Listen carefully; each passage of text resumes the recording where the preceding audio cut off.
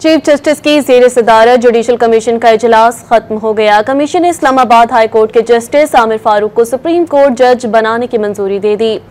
आपको अपडेट करें, chief justice की ज़ेर सदारत जुडिशल कमीशन का इजलास खत्म हो गया है।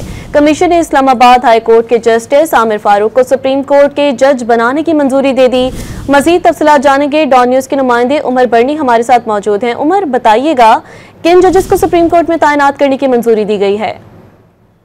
जी बिल्कुल, chief justice of Pakistan justice Yahya Afridi की ज़ेर सदारत जुडिशल कमीशन ऑफ पाकिस्तान का इजलास जो है वो इख्तिताम पजीर हो गया है। इजलास में ज़राए के मुताबिक जो 6 जजेस हैं उनको सुप्रीम कोर्ट के जज बनाने की मंजूरी जो है वो दी है। कमीशन की जानिब से जस्टिस आमिर फारूक को सुप्रीम कोर्ट जज बनाने की मंजूरी दी गई है, जबकि chief justice Sindh high court Shafi Siddiqui को भी सुप्रीम कोर्ट जज बनाने की मंजूरी दी गई है। बलूचिस्तान हाई कोर्ट के चीफ जस्टिस हाशिम काकड़ और पेशावर हाई कोर्ट के चीफ जस्टिस इश्तियाक इब्राहिम को भी सुप्रीम कोर्ट जज बनाने की मंजूरी दी गई है।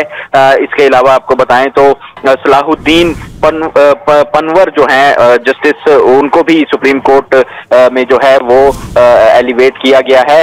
6 जजेस को जो है वो मजमूई तौर पर ज़राए के मुताबिक सुप्रीम कोर्ट में एलिवेट किया गया है, जबकि जुडिशल कमीशन ऑफ पाकिस्तान की जानिब से इस्लामाबाद हाई कोर्ट में जो है वो जस्टिस मियां गुल हसन औरंगजेब को कायम मकाम चीफ जस्टिस मुकर्रर जो है वो किया है, और जुडिशल कमीशन ने जो मजमूई तौर पर 6 जजेस की तैनाती जो है वो सुप्रीम कोर्ट में मंजूर की है। जी उमर, तफसीलात आपने शेयर की, शुक्रिया।